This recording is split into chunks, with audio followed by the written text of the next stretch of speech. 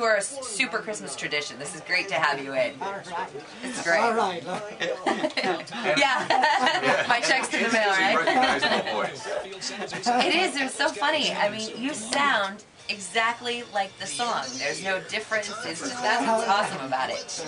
Now, were you in the video? I'm trying to think back to the video. Yes, I played the grandma and grandpa in the video. Double duty. Yeah.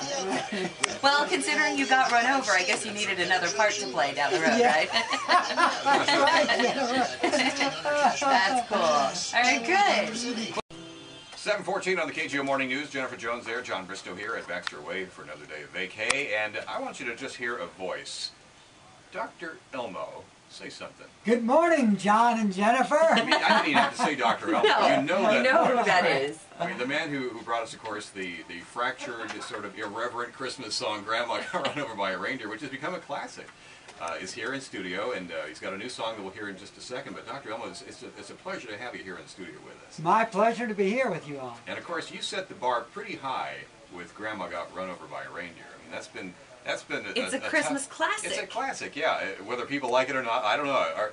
Has anybody over the years told you, oh, I don't know, I'm kind of offended or saddened by the song because Grandma gets taken out by a reindeer? Well, when it first came out, I did a show down at the boarding house in San Francisco, and a lot of people came down and they had picket signs and they said, "We like you, Dr. Elmo, but we don't like that song. What's so funny about a dead grandma?" Yeah. All right. Well, how have you dealt with that over the years? I mean, Well, it was the Gray Panthers picketing my performance, and you know, I just had to take the good with the bad. You know, like every year around March when the royalty checks come in, it eases the pain. You've released a lot of great songs since. In fact, one was not Christmas related that I have a proud copy of. I proudly own a copy of Blame It on El Nino. Yes. That was a great song, of course, when El Nino was first in the news.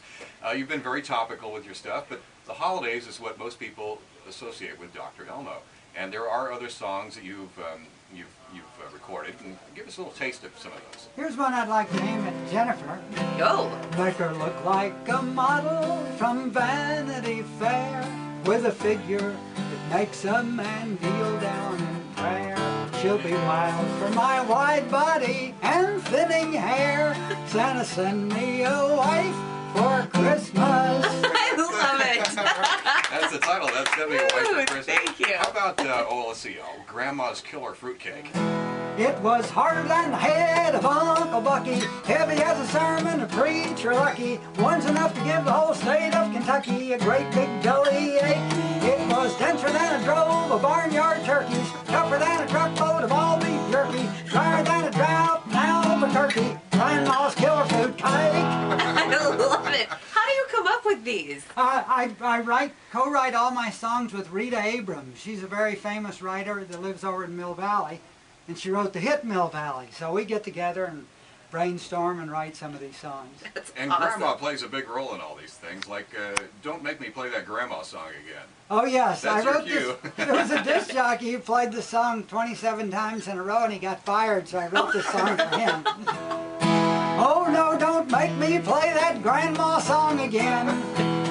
Though that request line glows and glows, just as bright as Rudolph's nose, I'll do anything you say. I'll play them barking dogs all day, but please don't make me play that grandma song again. Great. And we won't. But, okay, one more. Let's see. Going on a date with Santa. I went to the mall and I sat on his lap. He gave me a pinch and I gave him a slap. He hung candy canes from the front of my blouse. I think something stirred and it wasn't a mouse. I'm going on a date with Santa. I'm leaving my cares behind. Hope Mrs. Claus, hope Mrs. Claus, hope Mrs. Claus don't mind. Oh my All right. gosh. So tell us a little about the inspiration for Santa's Email from Nigeria, your new song. Well, you know, I was a little short on money this Christmas, and I just got this email recently that said that if I just allow them to put all the money in my bank account, that I can, they're going to send me $20 million, and I'm expecting this $20 million check any minute.